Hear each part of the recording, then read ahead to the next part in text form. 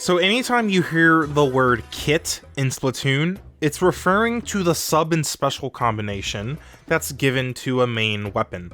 In every single Splatoon game, each main weapon ends up getting at least 2 kits by the end of its lifespan, the game's lifespan. Which sub and special weapon you get can massively impact how your weapon plays. Sub-weapons, for example, are intended to let you impact the game in a way that your main weapon cannot. Most of the time, it's just being a longer range than your main weapon, but sometimes, for longer range weapons, their sub-weapon helps with dealing stuff at a more closer range, like maybe a burst bomb on an E-liter or an ink mine on an E-liter. Specials are for disrupting the status quo of the enemy team. Without specials, or without an impactful special, you may have trouble dealing with enemy setups or map lockouts, and most games would probably just be really stally. With this said, what sub and special a weapon can get is very, very important for how it's going to play. And it's all up to the developers on how they want to mix and match main weapons with certain kits. And it's these decisions to ultimately decide what tools weapons have and what play styles the players of the weapons can actually practice. However, the developers have had a bit of an imperfect history of creating kits in all 3 Splatoon games so far, compounded by the fact that they have never actually changed the kit after a weapon has been released. They may have changed it, from data mines, like pre-release, but once they release a weapon and its kit, they never change it. They never update it. So any poorly created kits that are made for a weapon, it's gonna be there for the rest of the game's life. Today, we're gonna discuss some of the common mistakes that I think the developers have when they make some kits, and in my opinion, some controversial possible solutions that could possibly make Splatoon 3 a lot more fun. So let's get into it.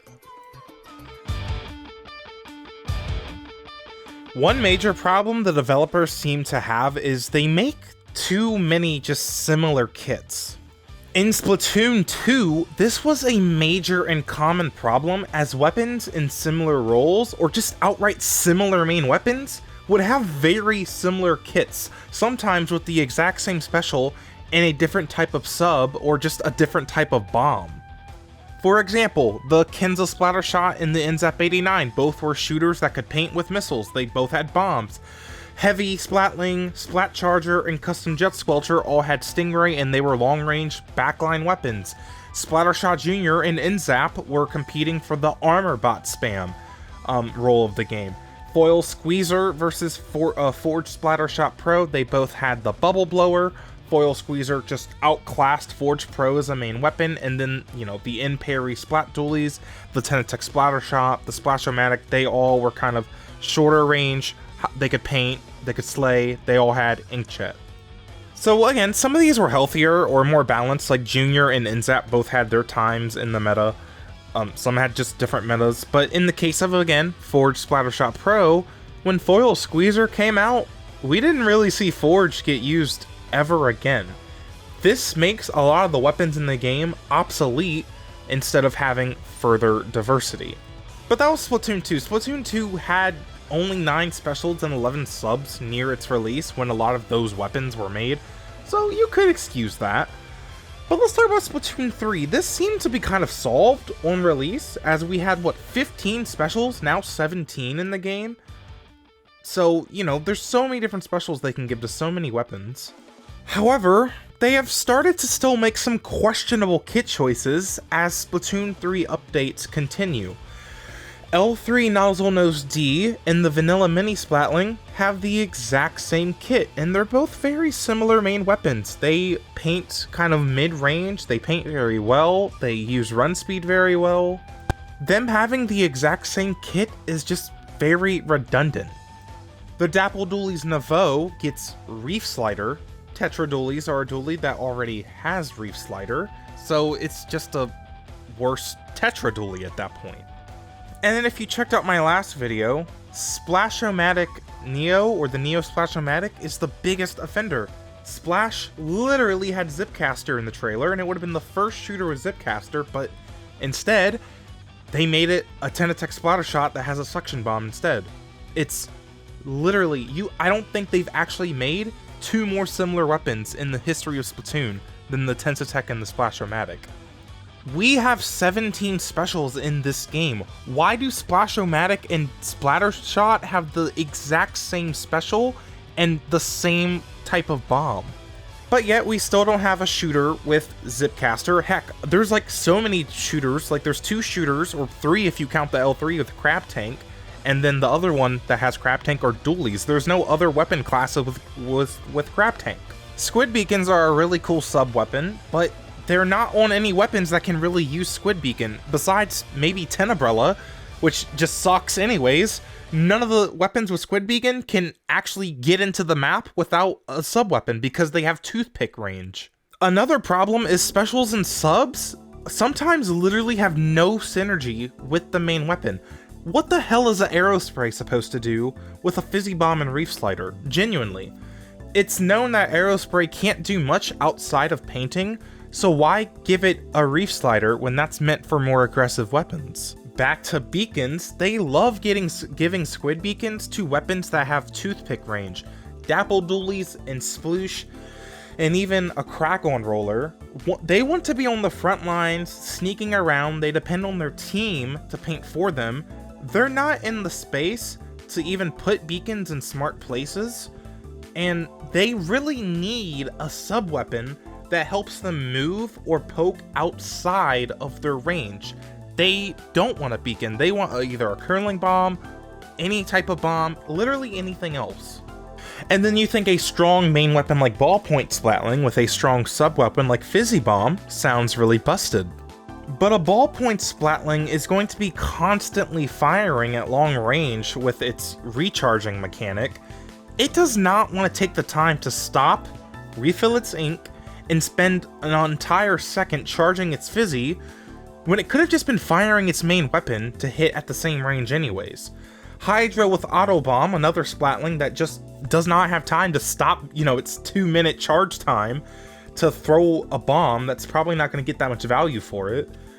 I mean, I guess the Auto Bomb kind of has uses for checking spots that are closer to it, but it's just, there's no synergy there. A good example of synergy is the Slosher. It has a Splat Bomb, which a Splat Bomb's great, but if the Splat Bomb goes off near an opponent, it will do 30 damage. Slosher does 70 damage, so it makes a Slosher one-shot if it throws a Splat Bomb near an opponent. The developers also have this weird pattern of just referencing kits from previous games, and it's kind of showing that they're out of touch of what the player base actually wants to play. I understand why they do that, especially for really iconic kits like a Splattershot with a Zuko or an Inkjet or something. But did anyone actually ask for Sploosh to get a beacon and a killer whale back when literally every other Sploosh kit from the previous 2 games was used more casually and competitively? Why not reference the fun Sploosh kits such as the Sploosh 7 from Splatoon 1 that had Splat Bomb and Inkzuka, so you could have a Splat Bomb and Trizuka, so then the Sploosh-O-Matic can actually play the game like a normal weapon. The developers also enjoy mashing up 2 kits from a previous game, mostly Splatoon 2, such as taking a sub-weapon from one of its kits and then a special weapon from the other. Like Bloblobber in this game got Sprinkler Inkstorm.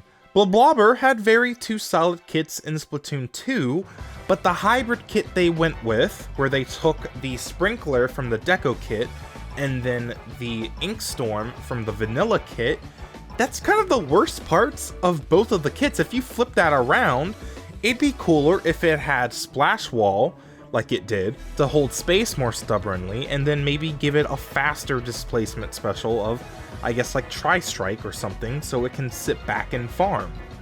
And then after you do that reference kit, do something completely new for Bloblobber. The fact that they reference so many older kits, it just makes them seem really lazy and uncreative. We want to see new ideas. And some of these things the developers like to do with kits just makes me think of how many weapons are kind of in limbo right now, waiting for just a stronger kit that actually synergizes with it. The Reflux, which is a brand new main weapon to Splatoon 3, its entire reputation right now is just being a turf war missile spammer. It can't paint far, so later in the game it can't really safely paint for missiles, and it's a really difficult main weapon to kind of contribute in fights. The only thing it has to help it, besides its missiles, are a curling bomb, because I guess it wants to move through the map? Does it? I don't think it does. The curling bomb doesn't do anything. The H3 nozzle nose can't even really use Tacticooler. It's not a really mobile weapon. The Tacticooler doesn't even really help it be mobile. The weapon plays too slowly, and it really just wants a special that can help it hold space. Undercover Brella, while it's a weak main weapon, it's proved its ability to be in the meta before when the Kenza Undercover was a support weapon in Splatoon 2. It had torpedo and ink armor, so it had a lot of impact on the game. But its impact on the game with Reef Slider is basically zero, and Ink Mine, I mean, it needs a sub that lets it impact the game more, or perhaps to combo with its very low damage to help it actually, splat things faster. So all these weapons that have so much potential, like the Ballpoint Splatling 2, the players of those weapons are just kind of waiting for the second kit, hoping it will be in the next update, or they're gonna have to wait 5 more months, or 3 more months after that, and it's just frustrating. And this is barely considering the sub and special weapon balance. Like, I could go off about how mini Splatling with Hammer doesn't even work. Like, it just doesn't work, so it's just almost a useless weapon. So if the developers can't really make good kits, are custom kits the solution? When I say custom kits, I mean you're able to pick your main weapon and then any sub weapon and any special weapon. In my opinion, no. I think custom kits would be horrible because variety would be gone. There would be no reason to pick a lot of different weapon classes that have really unique and powerful kits, and the best subs and the best specials would just easily be spammed on some kind of balanced main weapon composition, most likely involving a lot of shooters. Certain main weapons would probably become obsolete, as anything that doesn't really paint, move, or kill fast doesn't really have the chance to be carried by a strong kit. It would also obviously knock out a lot of content. Aesthetically, different weapons with alternate kits are a fun little thing to look forward to during a Splatoon game's lifecycle. In the middle of a match, it would be really hard to predict what your opponent actually has for their sub and special weapon. I mean, right now I can see that they have 2 Splash-O-Matics, so I can expect Crab Tanks or a 96 Gal Deco, so I can expect that they're gonna pop Kraken when they have it ready. So I just think custom kits would be a little too chaotic for the game, especially with the balance of the game. But honestly, the developers do such a terrible job of fulfilling their responsibility of making fun kits in the game, that it feels like they almost need to give us custom kits so that we can actually have fun with the game. If there is any unbalanced sub or special weapons, teams would just spam them, and it would be very obvious on what the developers need to tone back, right? Like Crab Tank and Fizzy Bomb would probably be spammed, and then the developers would be like, yeah, we should probably tone that back now. Weapon variety would be at an all-time high with thousands of combinations and strategies. Let's say the Splatana Stamper, which is a very popular weapon for people to one-trick right now, you would have so many different special combinations, and just in general in the entire game, there's thousands of weapon combinations, or weapon kit combinations. However, with current special designs, such as Tenna Missiles and Burst Bombs making certain weapons very powerful, custom kits are a bit unrealistic at the moment, as the game would, again, just become very unbalanced. So, while it might be a future solution, it's not a very immediate solution with what we have in Splatoon 3.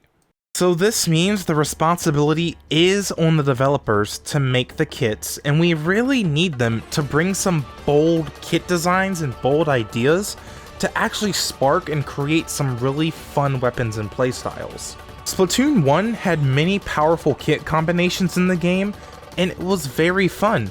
With specials not being as overpowered as they were in Splatoon 1, I think they really need to stop being afraid of making strong weapons. For example, Custom Jet Squelcher not getting a burst bomb after Custom Jet dominated in Splatoon 2, it's just kind of sad because I think Custom Jet with burst bomb and its actual Ink Storm would have been a very powerful, balanced kit. The Forged Splattershot Pro with a faster damaging sub-weapon, kind of like how it had in Splatoon 2 to make up for what the main weapon lacks, could have made the Forged Pro a threat in higher levels, giving the ballpoint its beacon back so that there's actually a usable, reliable beacon weapon in the first year of the game, and so ballpoint players have the actual playstyle that they used in Splatoon 2. The developers also really need to continue to make weaker subs and specials stronger. Some of them have been weak since Splatoon 2.